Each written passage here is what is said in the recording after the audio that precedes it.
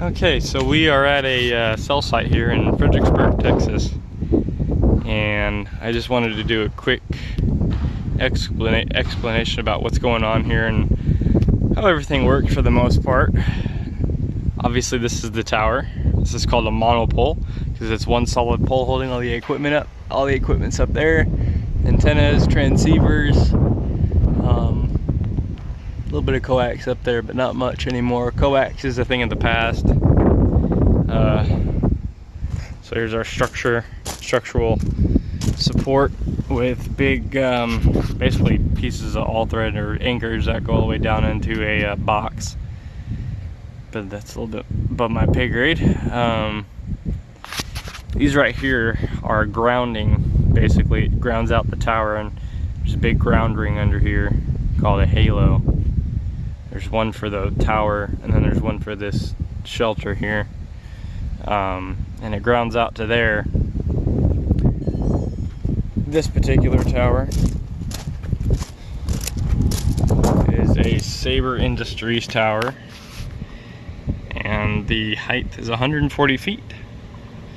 It's got the little FA code with the state ID.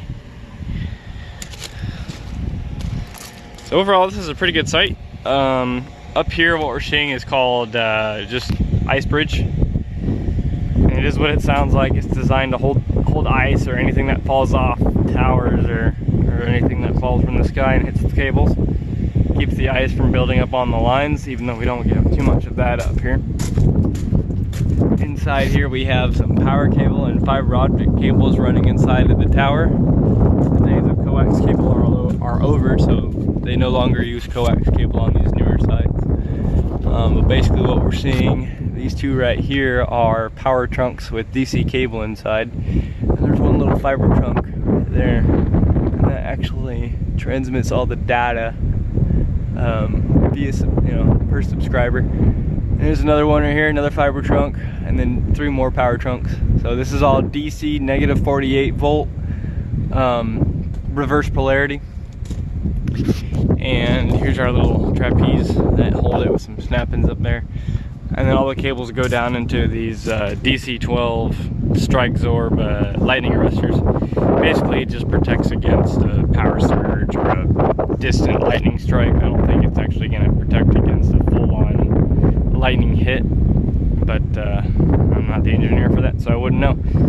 Anyways, down here we have just more. Here's where all the cables routing into, and as you can see, all the cable routes into the bottom of these boxes. Then inside are the strike zorb modules. They're little cylinders, and they basically ground out whenever they detect a surge, protect everything inside the shelter. And these are just Purcell little boxes that go inside the actual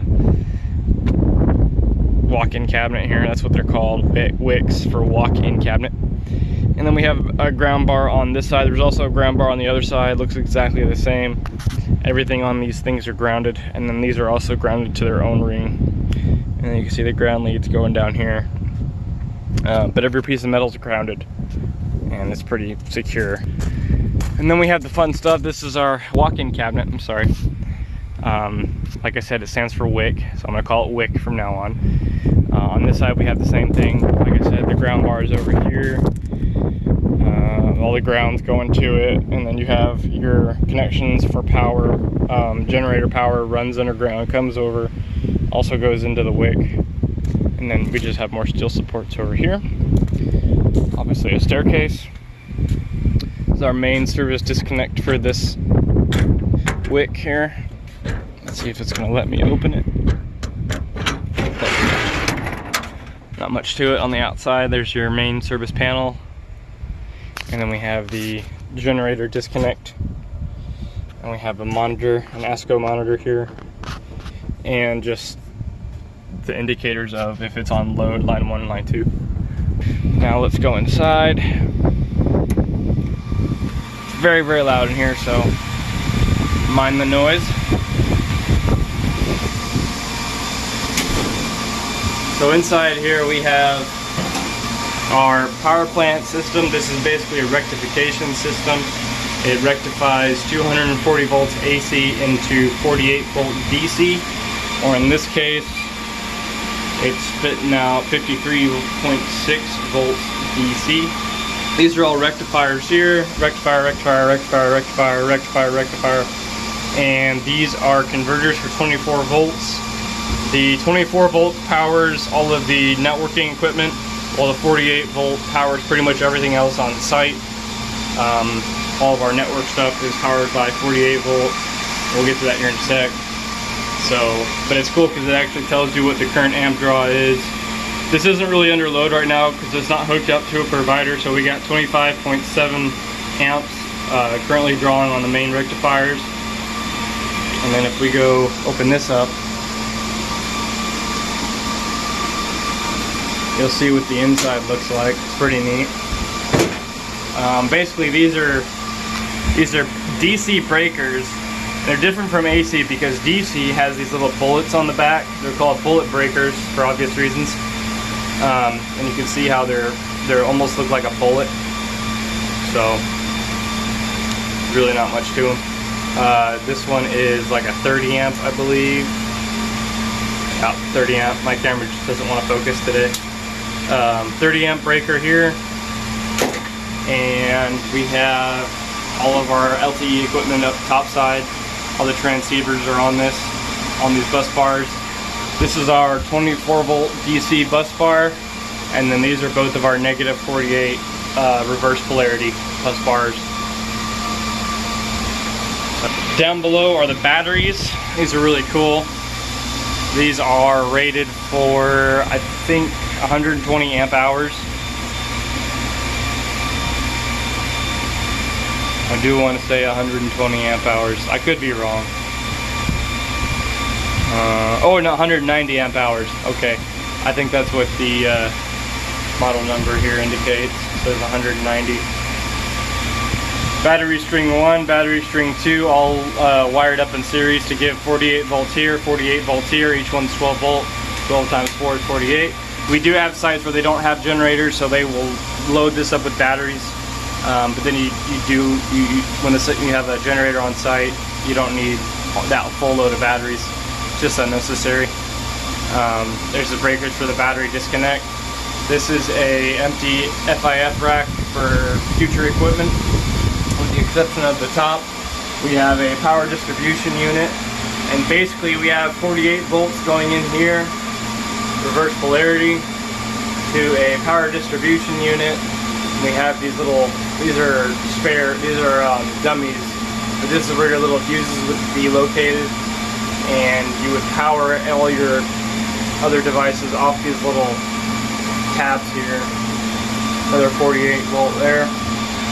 Bus bar back. Once again, everything in these is grounded to a spec. The lacing on the cables is absolutely beautiful. It's one of my favorite parts. I'm a big cable organization control freak, so that's what it's awesome.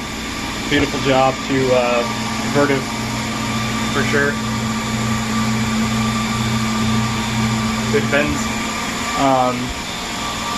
All the cable runs up here and over,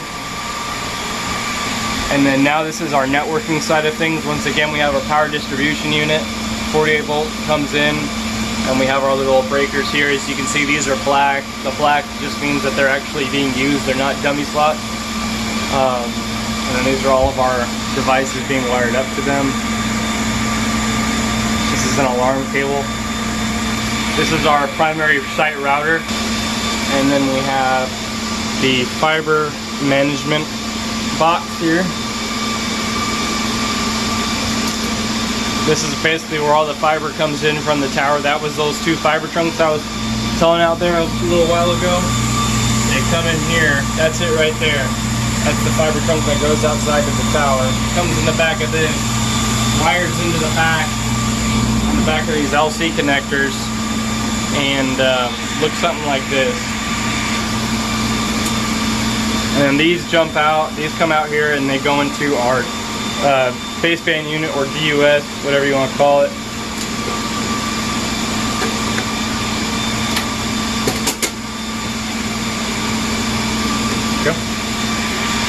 This is an extra storage tray, so all the fibers can get looped and stored in here. And then we have our baseband unit here. This is not being used at the moment, but this will be for future carriers. And we have another baseband unit for 700 megahertz, and looks like FirstNet. And then we have our 850 third carrier on here as well.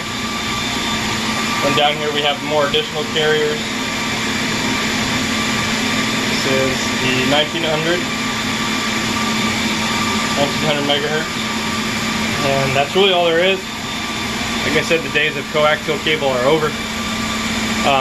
This is air conditioning unit, our air conditioning controller, our intake fan, or intake vent, I'm sorry. This opens up, and then this is our fan that basically it's our outtake or exhaust fan. Sucks it in through the sides here and exhausts it outside. These are the way it works is this will cool the shelter or the cabinet, the indoor cabinet, to roughly 90 or 103 degrees. And if I remember correctly, once the internal temperature exceeds 103 degrees, the air conditioner will kick on automatically. These vents will close, these fans will turn off, and then it will cool to 100, 103 or below. And then it will repeat the process, open these up, and circulate new air until it needs the air conditioner again. This is just a simple little work tray here. If you need to write down some things or take some logs with the laptop. This is our termination block for all the alarms. All the alarms get tied into here. And that's basically it. So, very good shelter. There's another ground bar there, everything's grounded again. And I've got LED lights up here that turn off and on by the switch here. So off, on. And that's all there is to it. Small. See y'all later.